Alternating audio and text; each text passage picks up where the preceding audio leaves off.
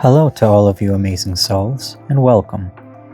In the last episode, we discussed harnessing the abundance mindset. We also touched upon change, the fear of change, and how to implement positive changes in our life to achieve the results that we want. We know that change could be scary, and that there can be a lot of tentative feelings on trying new things. This leads us into today's episode where I'm going to talk about habits. The wonderful thing about this episode is that this not only applies to the habits needed to be acquired relating to an abundance mindset. This will also apply to all habits you seek to cultivate within your life. Thus, the ramifications are quite significant. Join me as we begin our exploration about habits. I want to make reference to the author James Clear and his wonderful book called Atomic Habits. It's definitely an amazing read, and I've extracted many lessons from his book to be shared here with you all. The interesting thing is that there's no such thing as a good habit or a bad habit. Like anything else, it's all relative. What I may feel is a good habit for myself may not be attractive to someone else. It all depends on what we are trying to achieve and whether the habit moves us closer to our desired result or not. What is a habit?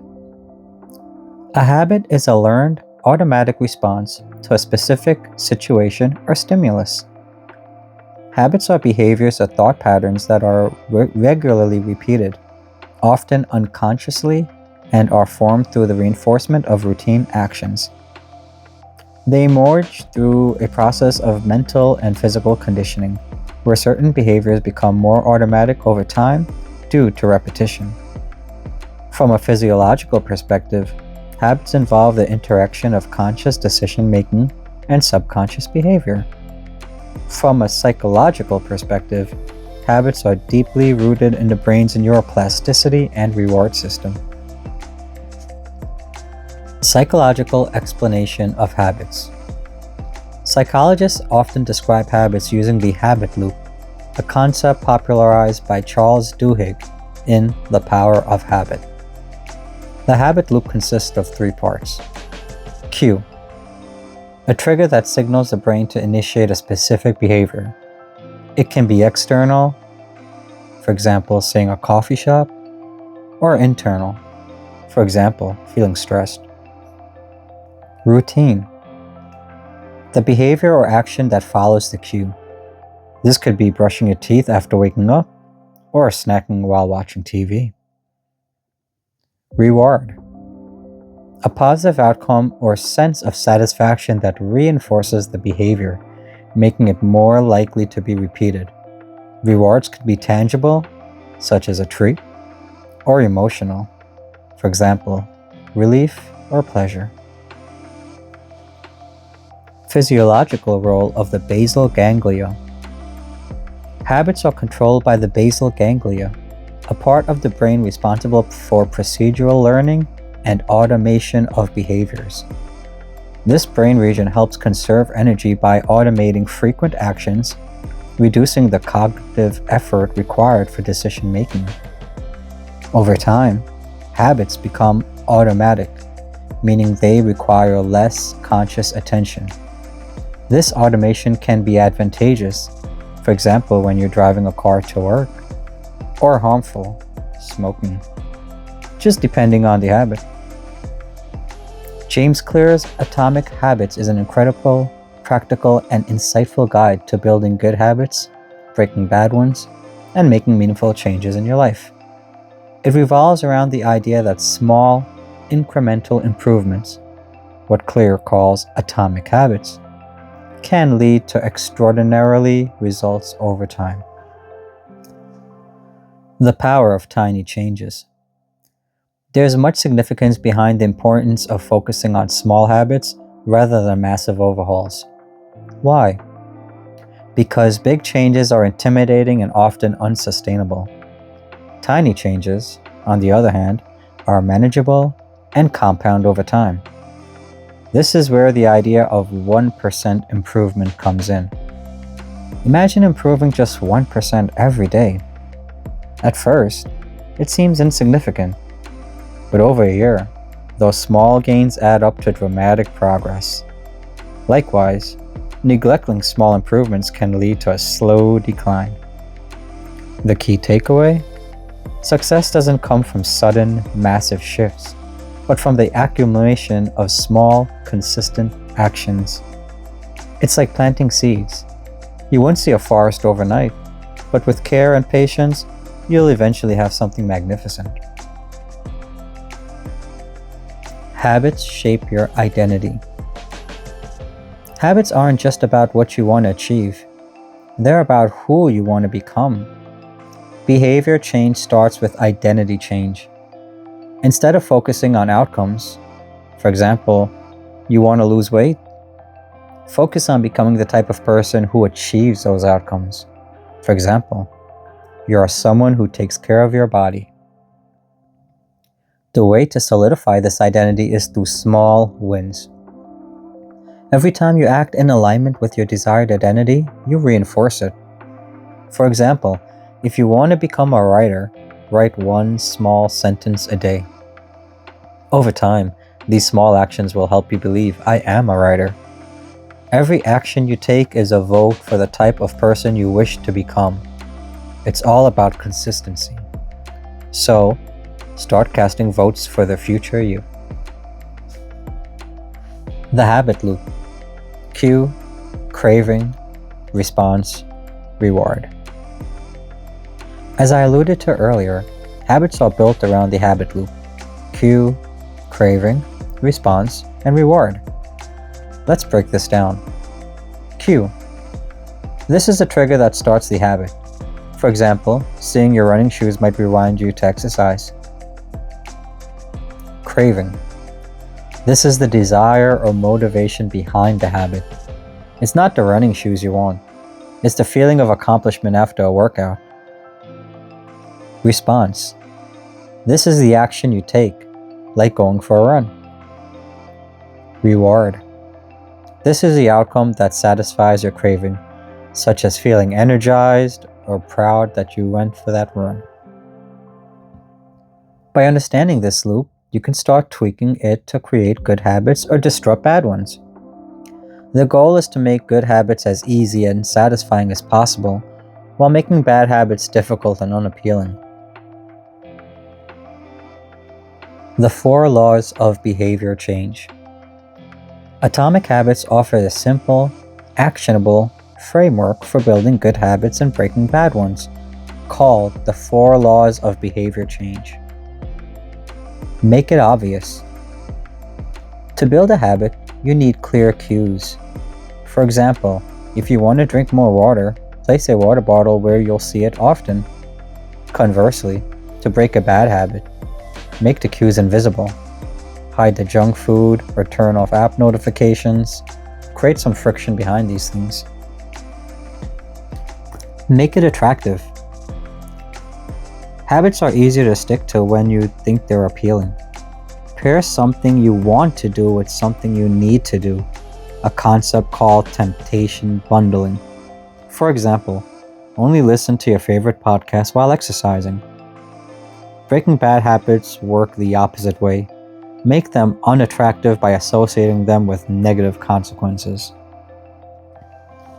Make it easy.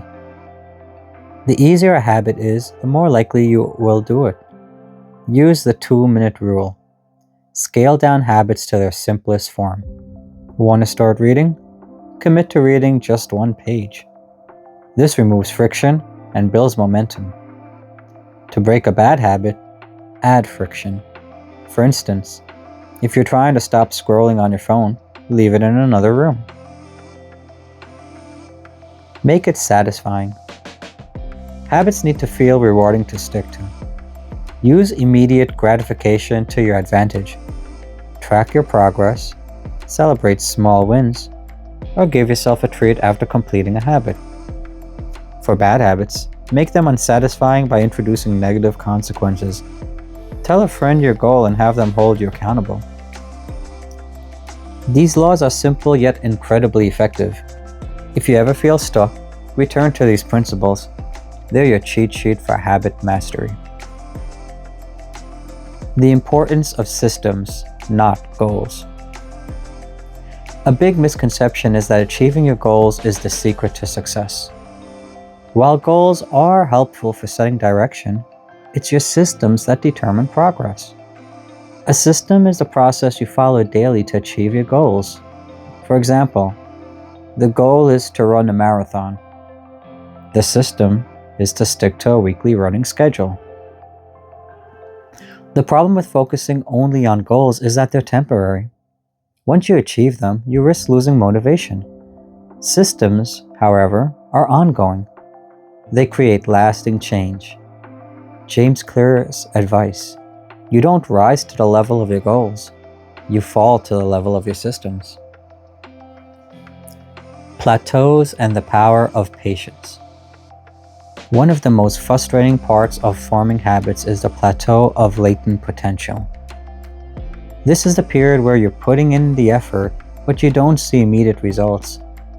It's like filling a jar drop by drop. At first, it seems like nothing is happening, but eventually it overflows. Clear uses the metaphor of ice melting. At 28 degrees, 29 degrees, and 30 degrees Fahrenheit, nothing really happens. But at 32 degrees Fahrenheit, the ice begins to melt. The key lesson? Stay consistent, even when progress feels invisible. Change often happens slowly, then all at once. Environment, the invisible hand of habit formation. Your environment plays a massive role in shaping your behavior. Design your environment to support your desired habits. Make good habits obvious. Make bad habits invisible. The idea extends to the people you surround yourself with. Habits are contagious, so spending time with people who share your desired behaviors can make a big difference. You now see why this ties into the abundance mindset. When we discuss how like-minded individuals within your surroundings can positively influence and enforce the right mindsets needed to maintain the abundance mindset, this acts as positive feedback and also helps keep you motivated. Some advanced tactics. Habits for long-term success. Habit tracking. Use a habit tracker to visualize your progress. Seeing streaks builds momentum and keeps you motivated. Never miss twice. Everyone slips up, but don't let one mistake turn into a downward spiral. The real goal is consistency, not perfection.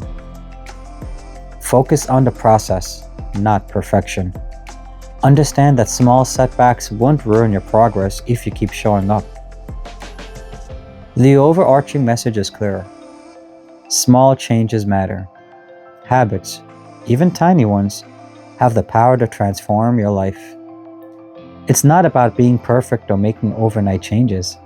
It's about committing to small improvements every day and letting time do the rest. Physiological explanation of habits. Habits are grounded in the brain's neuroplasticity, the ability to rewire itself in response to experiences. This process involves the strengthening or weakening of neural connections, neurotransmitters, and reward systems. Habits are driven by the brain's dopaminergic reward system. When a habit is rewarded, for example, the pleasure of eating a sweet, dopamine is released, reinforcing the behavior. Dopamine acts as a motivator, signaling the brain that a particular behavior is desirable and worth repeating. Formation of neural pathways. When a habit is formed, specific neural pathways are strengthened through repetition. The more a behavior is repeated, the stronger and more ingrained these pathways become. Conversely, breaking a habit requires weakening the existing pathways by avoiding the habit and forming new ones. The role of repetition. Repetition increases myelination, the process of protective coating around neurons, which speeds up communication within the brain. The physiological process contributes to the habitual behaviors, feeling easier and more automatic. Cultivating habits, a step-by-step guide. Start with small change. Focus on one small, specific behavior at a time. For instance, instead of getting healthy, start with drink 1 glass of water every morning. Use the habit loop. Cue. Identify triggers that prompt the behavior. Use visual reminders or specific times to establish cues. Routine. Practice the desired behavior consistently. Start simple to ensure it's manageable. Reward. Find a reward that reinforces the habit, like celebrating progress or enjoying the feeling of accomplishment. Consistency and repetition. Research shows that forming a habit takes anywhere from 21 to 66 days, depending on the complexity of the behavior.